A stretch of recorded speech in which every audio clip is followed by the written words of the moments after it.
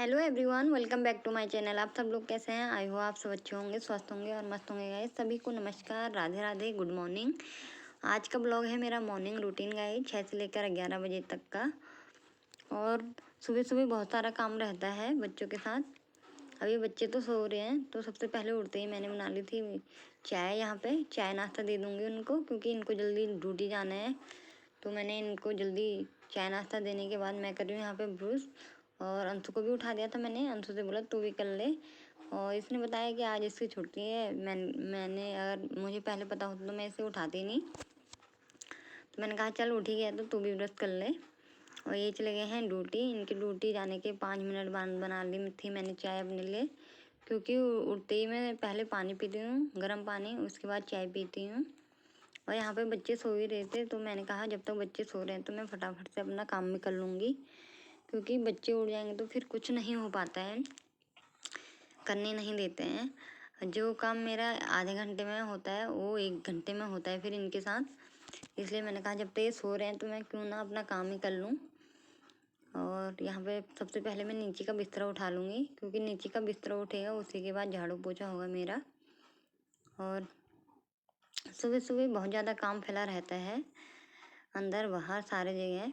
तो मैंने कहा चलो अपना काम तो मुझे को करना है, तो आलकस भी क्या करना, फटाफट से काम ही कर लेती हूँ जब तक ये सो रहे हैं। क्योंकि अगर फ़ोन देखने पर लग जाओ तो फ़ोन फिर टाइम ज़्यादा हो जाता है बच्चों के साथ। इसलिए मैं फटाफट से अपने काम पे ही लग गई थी। और यहाँ पे कल के धुले हुए मेरे कपड़े थे, तो मैंने कहा चलो इनको फ़ोल्ड कर देती हूँ, क्योंकि शाम को आधे कपड़े हमने फ़ोल्ड करे थे और थोड़े से रह गए थे। बच्चों के साथ इतने जल्दी कहाँ हो पाता है कोई भी काम। तो मैंने कहा पहले कपड़े ही फ़ोल्ड करके रख देती हूँ, उसके बाद करूँगी झाड़ू पोछा। और यहाँ पे मैं आधे कल शाम को कर दिए थे। मैंने अंशु से बोली थी नाश्ता करेगा, तो उसने बोला अभी मैं नहीं कर रहा, जब लड्डू उड़ जाएगा उसके साथ दे देना मुझे दूध और बिस्किट। मैंने कहा चलो ठीक है, दोनों को साथ में ही दे दूँगी। वरना और दिन तो ये कर लेता था उड़ते ही, आज इसने मना बोल दिया, तो मैंने कहा साथ में दे दूँगी जब लड्डू उड़ जाएगा तो। और यहाँ पे मैंने अपने कपड़े रख दिए हैं। अभी हमने सर्दियों के कपड़े रखे नहीं है गाइस, क्योंकि अभी कभी कभी मौसम चेंज हो रहा है, कभी गर्मी हो रही है, कभी सर्दी हो रही है। और इसी टाइम पे ना बच्चों की तबीयत ख़राब होती है। और इनको तो ऐसे ही छोटी सी बात में ही बुखार आने लगता है बच्चों को मेरे। पता नहीं कैसे ठंडी लग जाती है इनको। हम तो ठंडी में छोड़ते भी नहीं है, क्योंकि हमारा फर्श भी नीचे बेकार है, तो इसलिए भी हम इन्हें नीचे नहीं छोड़ते हैं ऐसे। और यहाँ पे मैं अपना काम कर रही थी। मैं इससे बोला था पढ़ाई कर ले जब तक लड्डू सो रखा है, क्योंकि इसके चलने हैं पेपर। तो ये बैठ गया था पढ़ाई करने के लिए, क्योंकि अगर लड्डू उठा रहता है तो ये पढ़ नहीं पाता है। कभी इसकी बुक फेंक देता है, कभी इसको मारने लगता है, कभी बाल नोच देता है, तो फिर ये लड़का कुछ नहीं कर पाता, रोने लग जाता है। तो मैंने कहा जब तक वो सो रहा है तो पढ़ाई कर ले। और यहाँ पे मैं अपना काम कर रही हूँ झाड़ू पोछा। तो ये बैठ ही गया था। और आज वैसे भी लड्डू और गन्नू को तो नहलाना नहीं है, तो अंशु और मैं ही नहाएंगे।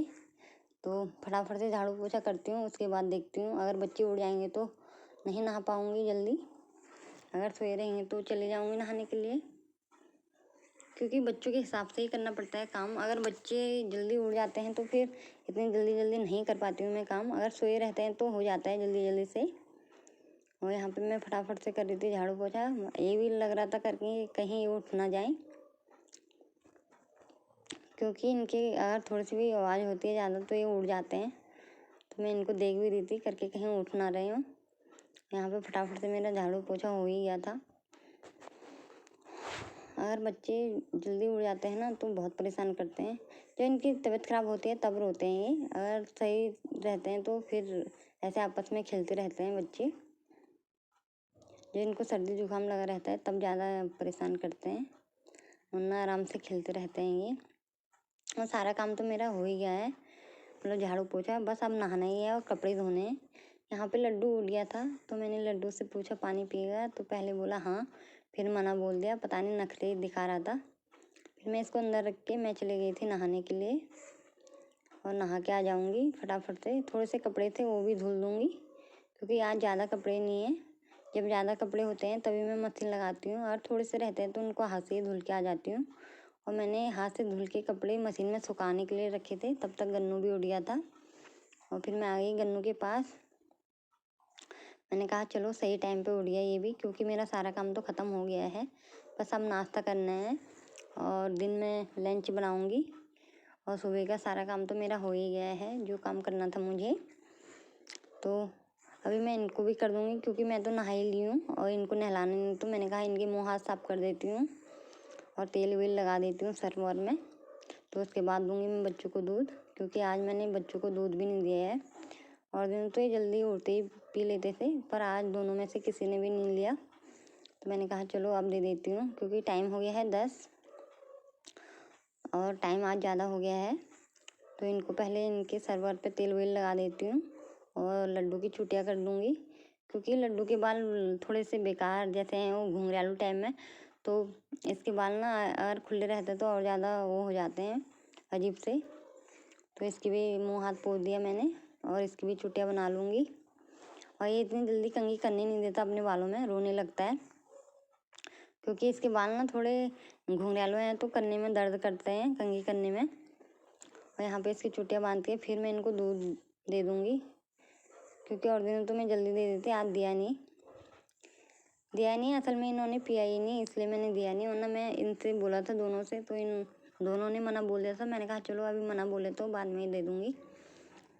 और इनके साथ साथ मैं भी कर लूँगी नाश्ता।